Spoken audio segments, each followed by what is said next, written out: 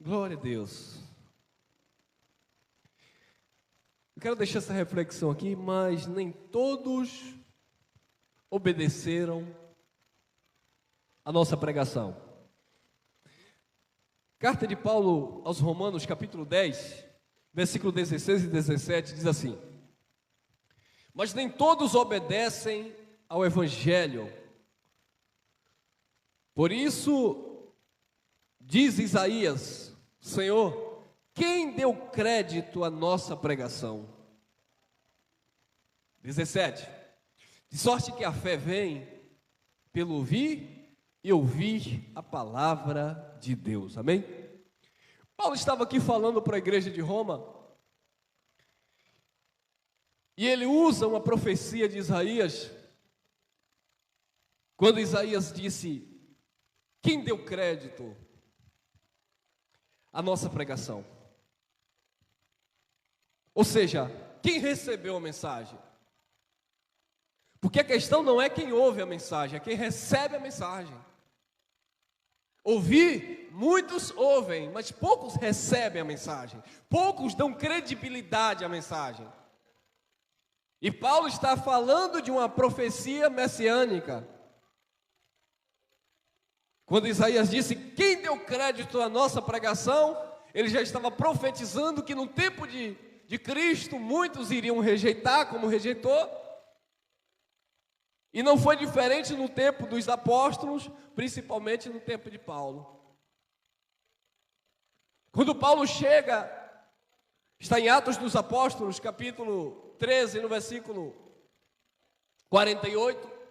No versículo 48, Paulo diz: e os gentios, quem escreve é Lucas, e os gentios, ouvindo isto, glorificavam a palavra de Deus e se alegravam todos quantos tinham sido ordenados para a vida eterna.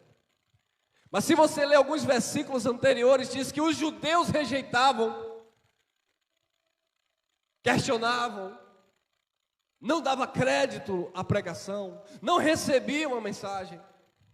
E Paulo disse: eu estou vendo que vocês não é digno, vocês não estão aptos para viver o reino de Deus, então eu vou me voltar para quem de fato quer ouvir. Então muitas vezes, abençoados, falamos o evangelho do Cristo ressuscitado e parece que a palavra bate, mas não entra. E às vezes nos questionamos: será que eu estou errando em alguma coisa? E o sistema religioso, eles criticam e eles dizem assim: ah, isso aí não é obra de Deus. Ah, quantos gatos pingados eu estou vendo ali? Mas a questão não é o volume, a quantidade, a questão é quem deu crédito à pregação. A questão é quem recebeu a mensagem, irmão. Jesus conta a parábola do semeador que sai a semear, e ele fala de característica de terreno, de 4 terrenos. O semeador era o mesmo, a semente era a mesma. O problema não estava no semeador, o problema não estava na semente, o problema estava no terreno. O problema estava em quem dava crédito ou não. Quando o terreno é bom, a semente prospera, dá fruto. Mas quando o terreno é mau, ouve de mau grado, escuta, mas não entende, e Jesus diz: ouvi e entendei. Até ouve, mas não dá crédito.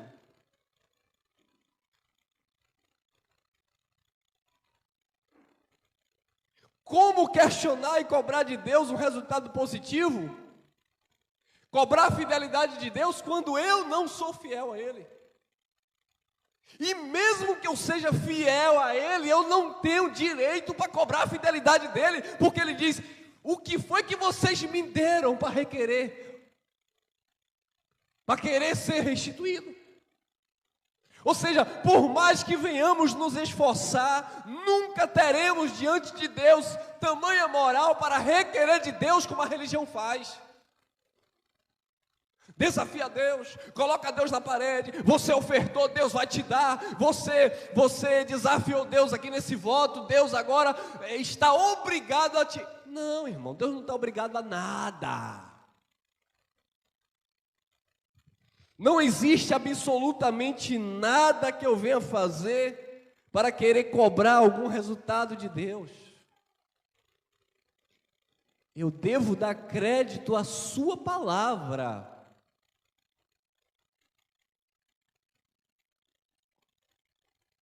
Mas nem todos obedecem à pregação. 1 Tessalonicenses, olha lá por favor, primeira carta de Paulo aos Tessalonicenses, capítulo 1, versículo 5, eu vou estar lendo, disse o apóstolo Paulo: porque o nosso evangelho não foi a vós somente em palavras, mas também em poder e no Espírito Santo. Parece um versículo simples quando é lido aos olhos naturais, ou ao olho natural. Porque o nosso evangelho não foi a vós somente em palavras, mas também em poder e no Espírito Santo. Mas o que é que tem de rico nesse texto, irmão Elcio? O que tem de rico é quando você tira o homem e coloca Deus em ação. O que tem de rico nesse contexto, nesse texto, é quando você se esvazia e se enche do Espírito. O que tem de poder nesse texto não é rodar, não é falar labachúria, não é empurrar o irmão, não é levantar a chave, não é receber a bênção, não é isso. O que tem de rico nesse contexto, nesse texto, é você entender que é o Espírito que ministra e que a palavra do poder é de Deus e não do homem. Não é por muito falar que seremos ouvidos, mas é por dar crédito a esta pregação. É depositar tua confiança nesta palavra que é poder. Não são apenas palavras. Jesus disse: as palavras que eu vos digo são espírito e vida.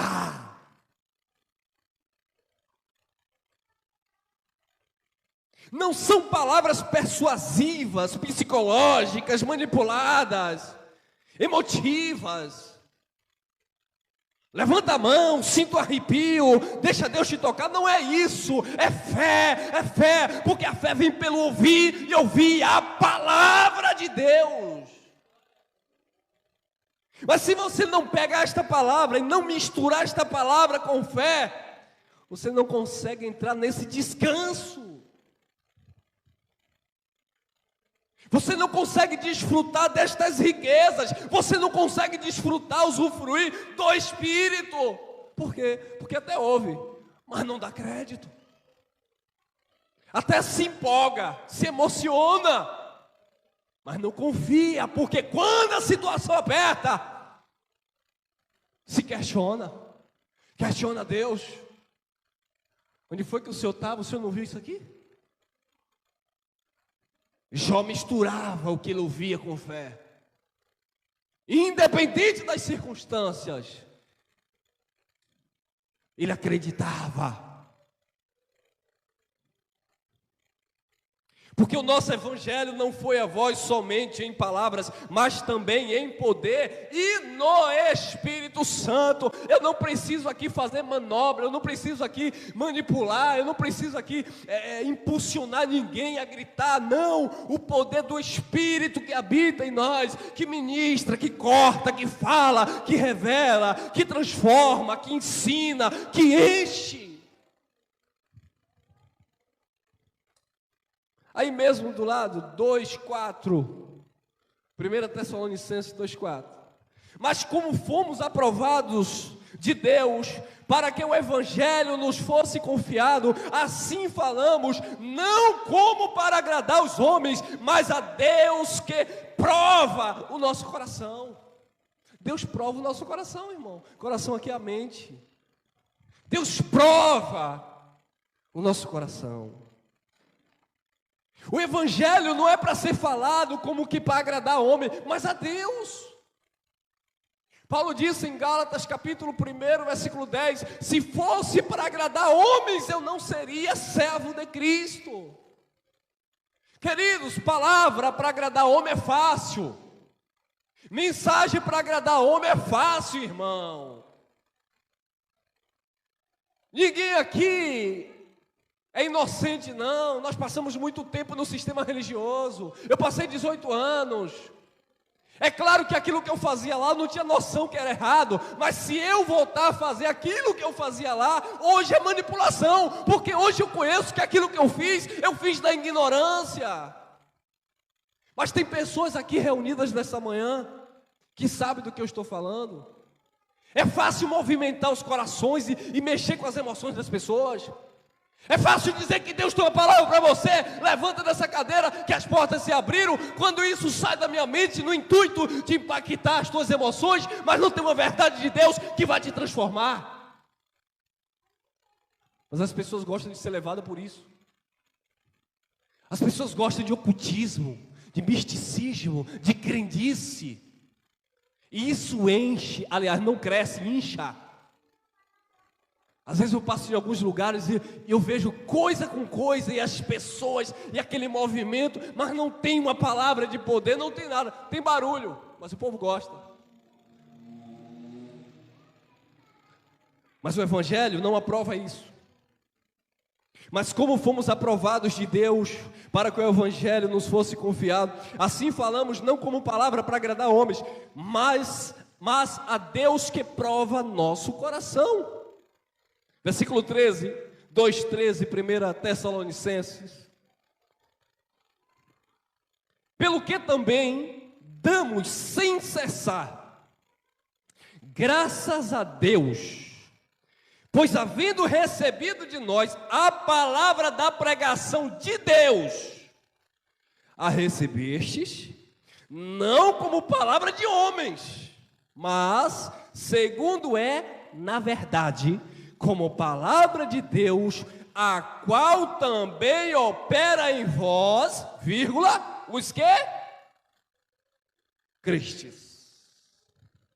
É simples. A palavra de Deus só opera na vida de quem crê nela.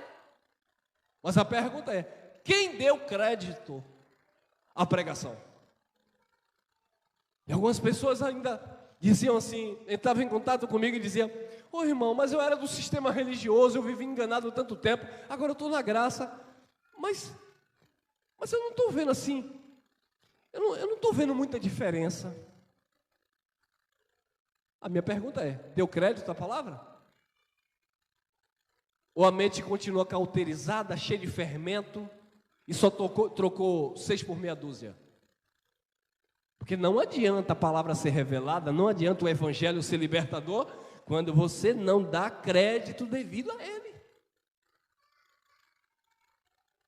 E algumas pessoas, até do meio da minha família, parentela, conhecem o Evangelho, mas tanto faz como tanto fez. Por quê? Porque não consegue discernir o que é de Deus e o que é do homem. Pensa que tudo que vem do homem em nome de Deus é de Deus, e não é.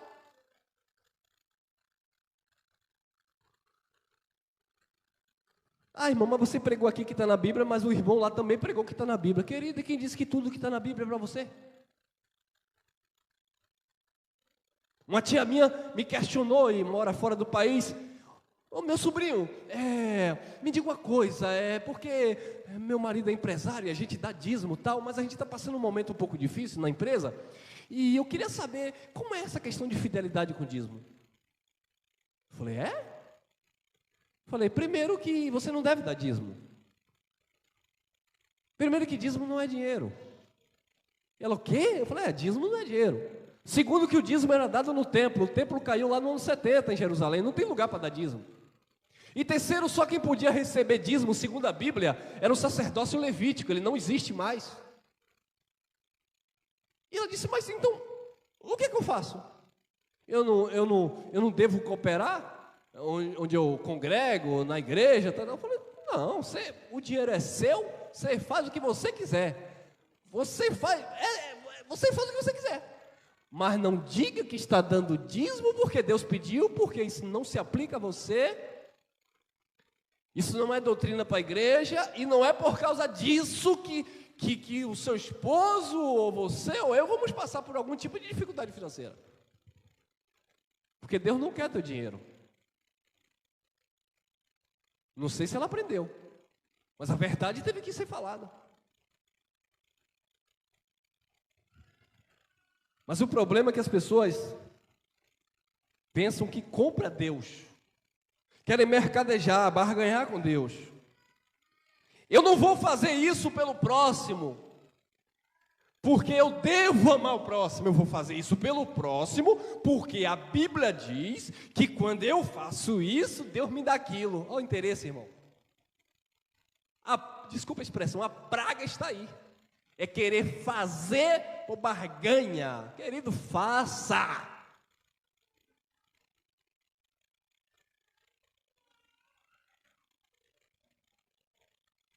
Seja generoso na vida, semeie. E antes que alguém chegue aqui na live e diz, a irmã já está aqui persuadindo para alguém semear. Não estou falando disso não, eu estou falando da sua vida como um filho de Deus.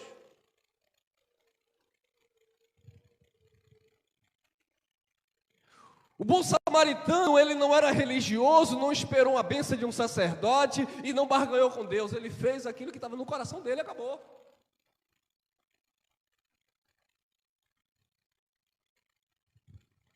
Pelo que também damos sem cessar graças a Deus, pois havendo recebido de nós a palavra da pregação de Deus, a recebestes não como palavra de homens, mas segundo é, na verdade, como palavra de Deus, a qual também opera em vós os que crestes. Hebreus 4,12, Paulo diz, porque a palavra de Deus,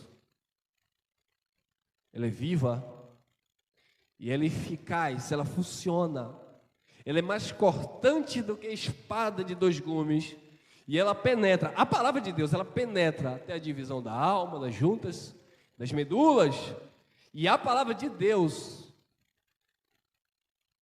ela discerne os pensamentos e as intenções dos corações. Nós somos julgados em todo o tempo pela palavra de Deus. Não é o irmão chegar aqui e dizer, olha, eu estou aqui, eu sou pastor dessa igreja, você está de camisa amarela que não pode, você está de brinco, não pode. Não, irmão. Nós não somos direcionados, nem julgados, nem repreendidos por homens. Nós somos direcionados, cortados, edificados, instruídos, ensinados, lapidados pela palavra de Deus que opera naquele que crê. Eu sei como eu devo me comportar, o que eu devo falar, como eu devo agir, porque eu sou ensinado, instruído pelo Pai. E quando eu erro, não é o pastor que vem puxar minha orelha e diz que eu estou certo e que eu estou errado. É a própria palavra que diz que o pai disciplina e corrige o filho que ama. Cabe cada filho que é disciplinado e corrigido dar crédito à palavra do pai. Amém? Fique com essa pequena reflexão para o teu coração. Vamos nos alegrar, vamos cantar mais um louvor ao Eterno.